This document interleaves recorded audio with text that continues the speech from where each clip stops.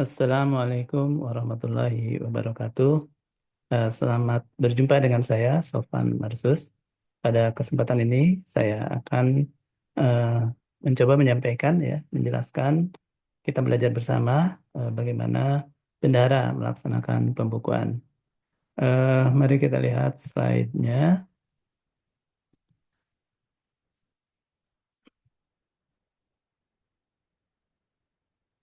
Baik, ya, pembukuan dan pertanggungjawaban bendahara, ya, lebih lengkapnya. Eh, ini disajikan dalam rangka training of treasurer. Bendahara bisa dalam istilah bahasa Inggrisnya adalah treasurer, ya. Jadi eh, nama bekennya kira-kira kita bendahara adalah sebagai treasurer ini, ya, pemerintah gitu. Sebagaimana bank juga sebetulnya mereka adalah treasurer, tapi lebih ke sektor swasta. Baik, kita lihat materi kita. Eh, Standar kompetensinya yang harus dicapai sudah mengikuti materi ini adalah serta mampu menjelaskan gambaran umum pembukuan bendahara pengeluaran, menjelaskan sistem dan tata cara pembukuan bendahara pengeluaran, menjelaskan pembukuan atas pembayaran belanja, uang muka, penerimaan, laporan pertanggungjawaban, uang muka, pemotongan pemungutan pajak dan penyetoran pajak, dan menjelaskan proses penyusunan laporan pertanggungjawaban. Nah, sehubungan dengan standar kompetensi tadi, maka kira-kira materinya tadi ada eh, empat, ya: gambaran umum pembukuan, sistem dan tata cara pembukuan, pembukuan pembayaran belanja uang muka, penerimaan LPJ uang muka, pemotongan pemungutan pajak dan penyetoran pajak, dan penyusunan laporan pertanggungjawaban bendahara pengeluaran atau bendahara pengeluaran pembantu BPP. Nah, jadi pembukuan bendahara itu adalah pencatatan kejadian atau transaksi keuangan. Kegiatan pencatatan penerimaan dan pengeluaran kas Satker oleh Bendahara Pengeluaran dalam buku kas umum, buku-buku pembantu dan atau buku pengawasan anggaran belanja yang diawali dengan identifikasi dokumen sumber dan analisis transaksi untuk tujuan manajerial maupun pertanggungjawaban. Jadi bendahara merupakan ujung tombak, ya, bagi pemerintah dalam mengelola uang pemerintah ini. Eh, Apa namanya? Maka bendahara harus melakukan pembukuan dengan cermat, ya. Ini yang nilainya kecil, tetapi kan kalau ditumpuk dan dari banyak satker tentu akan sangat besar, ya. Memang nilai pengeluaran pemerintah yang lebih besar dikeluarkan melalui langsung, ya, dari kas negara, ya, melalui KPPN gitu. Tetapi yang kecil-kecil dan atau apa namanya harus eh, di melalui agen gitu, ya. Jadi bendahara adalah wakil pemerintah, eh, maka melalui bendahara. Jadi kas di bendahara pengeluaran merupakan kas yang dikuasai, dikelola, dan di bawah tanggung jawab bendahara pengeluaran atau bendahara pengeluaran pembantu. Meliputi ini ada uang persediaan, kas yang bersumber dari SP2LS bendahara, dari pemungutan dan pemotongan pajak, uang dari sumber lainnya yang menjadi hak negara. Nah, jadi untuk pembayaran-pembayaran tadi yang sifatnya sering atau juga kecil, ya, eh, atau besar tetapi harus melalui agen bendahara itu, eh, bendahara memegang yang namanya uang persediaan ini, dan berapa besarnya kan ada ketentuannya itu, ya. Dan bahkan eh, yang uang persediaan itu yang rutin bisa 2 bulanan, 3 bulanan, ya, tergantung kecepatan penggunaannya, atau 1 bulan gitu. Nah, juga sering kalau ada kegiatan-kegiatan dadakan, kita juga memperoleh tambahan uang persediaan, ya, TUP. Selain itu juga ada SP2DLS, ya. Jadi yang melalui KPPN tetapi dipegang dulu oleh bendahara, ya, sebelum dibayarkan. Ini juga dikelola oleh bendahara. Juga bendahara mengelola uang yang dipotong atau dipungut, ya. Pajak itu kan ada mekanisme pemotongan atau pemungutan, ya, pot-put. Nah, ini juga disimpan, dipegang dulu oleh bendahara, ya, sebelum nanti disetorkan ke negara. Dan uang dari sumber lainnya menjadi hak negara. Nah, yang agak berbeda, ya, kalau kita akuntansi sudah apa namanya dulu pengelolaan keuangan lah ya di kementerian lembaga itu menggunakan basis kas ya, sekarang sudah menggunakan basis akrual. Kemudian juga sudah menggunakan akuntansi kalau dulu masih tata buku gitu ya. Nah, salah satu yang masih bertahan eh, belum berubah menjadi akuntansi adalah pembukuan bendahara ini. Nah, dibandingkan dengan pembukuan keuangan secara umum ya, pembukuan bendahara ini nanti masih menggunakan yang namanya single entry ya. Single entry ini zaman Belanda, peninggalan Belanda ya. Itu tata buku gitu ya. Nah, kalau secara resminya eh, pemerintah gitu ya membukukan keuangan ya melalui eh, Direktur Jenderal Perbendaharaan ya di Direktorat Akuntansi dan Pelaporan Keuangan kan sudah menggunakan akuntansi gitu ya. Di dalam akuntansi itu kita menggunakan double entry. Nah, tetapi untuk bendara pengeluaran masih menggunakan basis kas ya. Ini mungkin masih ada eh, apa namanya histori lah ya. Dan maksudku nanti saya akan membawa diskusi ya kita sekalian. Sebetulnya bendahara juga memungkinkan ya untuk kita berubah menjadi pembukuannya sudah betul-betul akuntansi juga gitu ya. Nah, bagaimana nanti kita diskusikan. Eh jadi bendahara ini kalau secara bukti gitu ya bagi akuntansi WAKPA belum dianggap realisasi belanja gitu ya karena belum dibayar oleh kas negara. Tapi kalau oleh bendahara sudah dikeluar dari uang bendahara, uang persediaan yang dipegang oleh bendahara, maka dia sudah dianggap mengurangi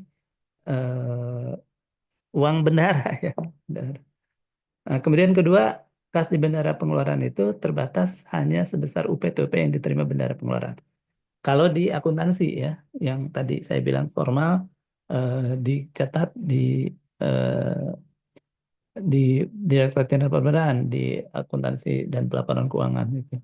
Tetapi di bendahara, sebetulnya kas di bendahara pengeluaran itu tidak hanya TUP gitu ya, tetapi juga kas yang bersumber dari SPMLS tadi ya, potongan-potongan pajak, dan dari sumber lainnya yang menjadi hak negara.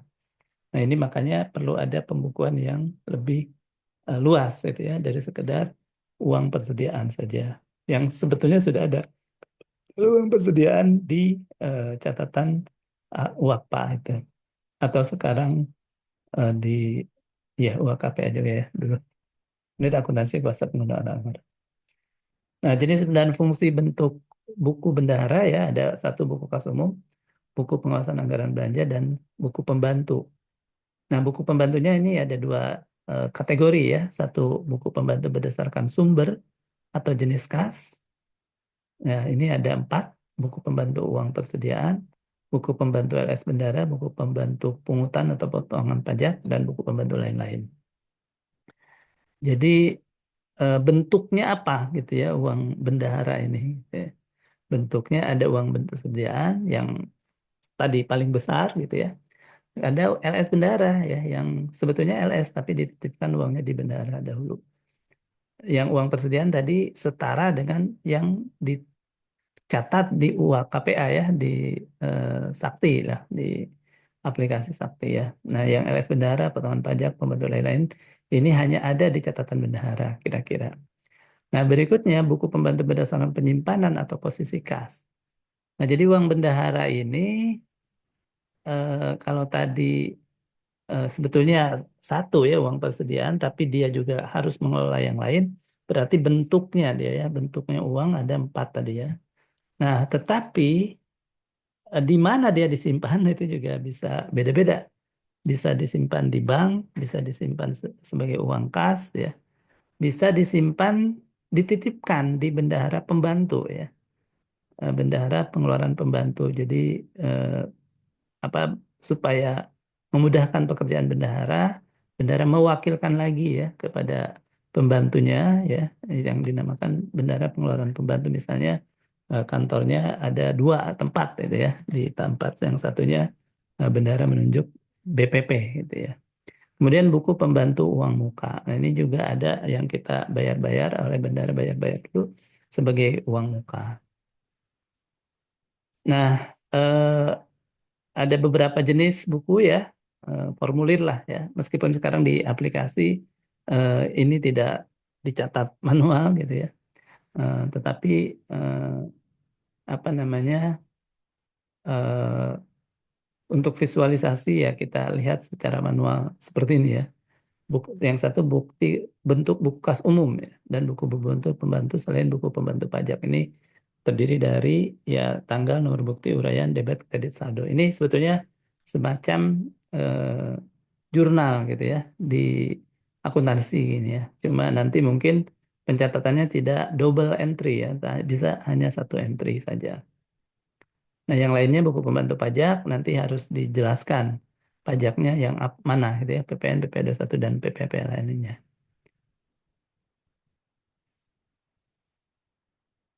Dan juga ada buku pengawasan anggaran belanja ya, BPAB ini ya. Jadi sesuai anggaran yang dimiliki oleh satuan kerja, maka kita buat per kegiatan kalau dulu ya, berapa anggarannya, berapa pagunya, dan kemudian nanti realisasinya seperti apa, eh, dicatat di sini. Nah, kita bisa melihat tadi uang bendahara itu dalam tiga ranah ya. Satu ranah eh, posisi uang bendahara itu dalam bentuk apa? Ya. Dalam bentuk rekening bank ya atau kas tunai atau yang kita serahkan ke bendahara pengeluaran pembantu dan atau yang kita serahkan sebagai uang muka ya yang harus nanti dikembalikan dengan SPJ. Nah, ranah kedua kita melihat uang bendahara fisiknya gitu ya. Apa namanya atau jenisnya kalau tadi ini ada di mana atau ya kalau ini kira-kira bentuknya apa gitu ya bentuknya apa bentuknya bisa uang persediaan tadi, LS bendara pengeluaran pajak dan lain-lain. Nah, dua-duanya ini eh, apa namanya akan sama ya. Total posisi uang bendahara ada di mana gitu ya uangnya itu akan sama dengan total eh, bentuknya,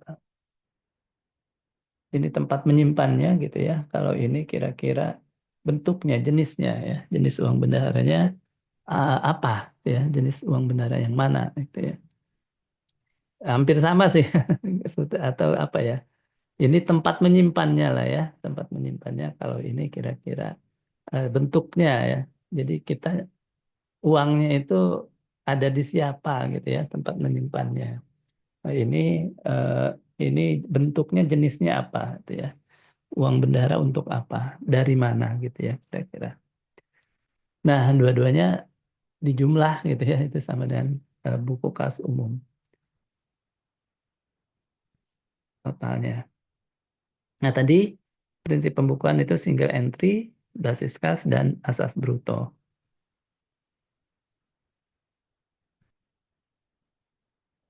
Contoh ya, pembukuan DIPA dan POK. Ya, ini tidak dibukukan ya. Pembukuan menerima SP2 DUP TUP. Nah, berarti BKU bertambah kita debit ya. Kemudian BP tunai itu juga kita menerima uang tunai atau kita menerima dalam bentuk bank ya kita debit juga ya. Jadi salah satu saja. Eh, Dan uang persediaan bertambah ya dalam bentuk apa? Dalam bentuk uang persediaan. Berarti kita debit juga. Nah, kalau kita ambil uang dari bank, jadi kita pindahkan ya bentuk uangnya ini ya. Tadinya dari bank sekarang menjadi tunai. Maka kredit bank, debit eh, tunai ya, buku pembantu kas. Gitu. Nah, di BKU-nya untuk banknya kita untuk tunai bertambah kita debit ya, untuk bank berkurang kita kredit. Nah, ini yang agak apa ya? BKU itu sebetulnya kalau di apa namanya akuntansi mungkin tidak terlalu penting ya. Nanti kita lihat ya apa namanya model lain yang saya usulkan sebetulnya ini ya. Depan barangkali kita bisa memikirkan ulang karena Masalahnya ya, problematik di sini ini adalah tidak ada kendali ya kalau kita salah membukukan, tidak terlihat ya kesalahan tersebut secara cepat gitu ya. Eh, Kasnya ini tidak di apa namanya, tidak di debit kredit gitu misalnya, hanya di debit saja. Padahal ini tuh debit dan ini kredit kan bingung. Di sini juga ya bisa ada masalah gitu ya, debit debit gitu ya. Ternyata ini kredit ini debit gitu, misalnya. Nah kalau di akuntansi kan ada ini internal control gitu ya. Nah, ini saya langsung saja coba contohnya ya. Jadi dulu saya pernah buat ya akuntansi aplikasi untuk bendara ini. Aduh, maaf, kayaknya di sini.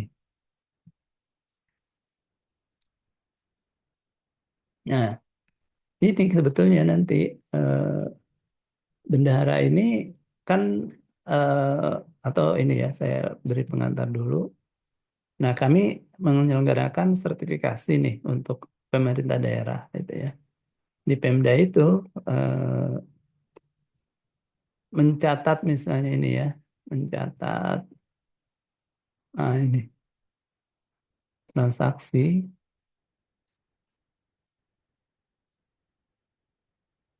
bendahara pengeluaran menerima uang persediaan gitu ya sebesar 150 juta ya. Kemudian dari uang persediaan tersebut digunakan ya, digunakan. Nah, digunakan penggunaan uang persediaan tersebut.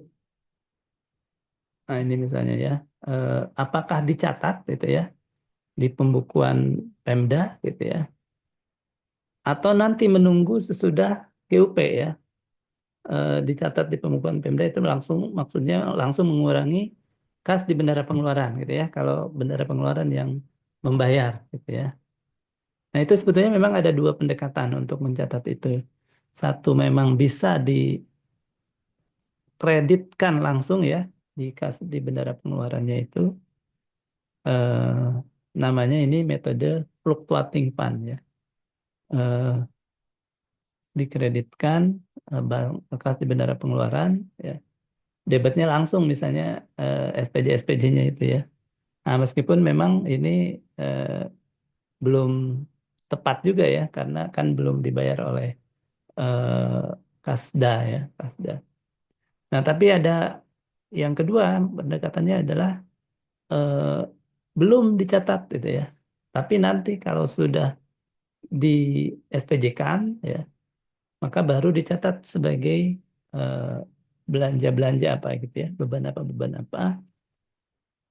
Nah, dan kemudian kreditnya bukan kas di bendara pengeluaran ya, kreditnya adalah kas di Kasda.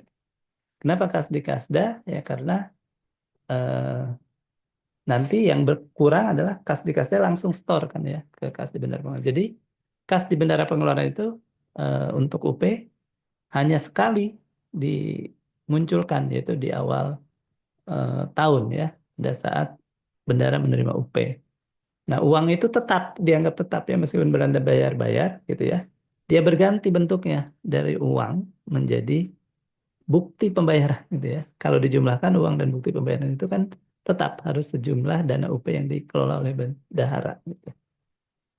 Nah, eh, ini yang lebih tepat ya. Nah, yang pertama tadi istilahnya kalau di akuntansi komersial ya metode fluctuating fund gitu ya. Kalau di sini yang kedua yang kita tunggu sampai dengan SPJ itu namanya impress fund. Nah, sebetulnya kita juga bisa membuat sendiri ya laporan keuangan bendahara itu memegang saja laporan keuangan. Nah, seperti yang sempat saya susun ini ya. Jadi ketika menerima eh, apa namanya pinjam dulu ke koperasi misalnya. Nah, ini bisa kasih bendahara pengeluaran, hutang ke koperasi. Kemudian dapat uang persediaan ya. Nah, ini di store yang tahun lalu.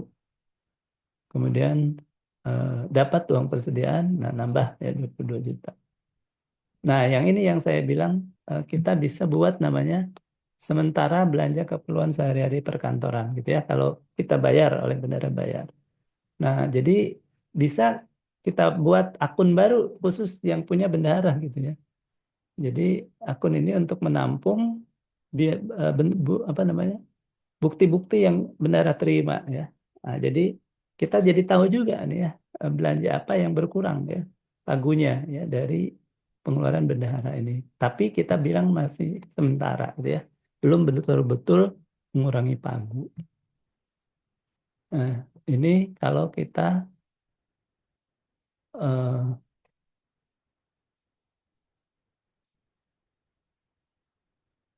ini SPJ kan apa ya di SPJ kan kita dapat lagi dari eh, ini dari bank ya dari kas daerah kita bayar ke koperasi tadi ya. Nah, kita bayar lagi ya misalnya untuk belanja yang lain. Maka kas di bendera pengeluaran berkurang. Nah, ini apa namanya laporannya bisa kita lihat di buku besarnya. Nah, jadi kas di bendera pengeluarannya nanti bisa eh, kelihatan ya mutasinya. Nah, ini kan sama aja dengan eh, apa namanya buku pembantu kas tunai gitu ya. Nah, ditambahkan lagi nanti ya, misalnya ada kas apa namanya rekening bank berapa gitu ya, bank apa. Nah, itu juga mutasi langsung saja di dalam konteks akuntansi saja gitu. Itu menurut saya memungkinkan gitu ya ke depan. Jadi utang apa pajak kita potong pajak ya kita buat juga apa namanya seperti ini kan utang pajak ya kita pegang PPH PPN gitu ya maka eh, bisa. Nah kalau dengan seperti ini eh, ada self control ya dalam pelaksanaan pembukuan oleh bendahara ini. Mungkin demikian yang dapat saya sampaikan. Saya kira untuk teknis pembukuan bendaharanya eh, sudah cukup familiar gitu ya. Bisa sambil nanti kita diskusikan lebih lanjut. Terima kasih, lebih kurangnya mohon maaf. Assalamualaikum warahmatullahi wabarakatuh.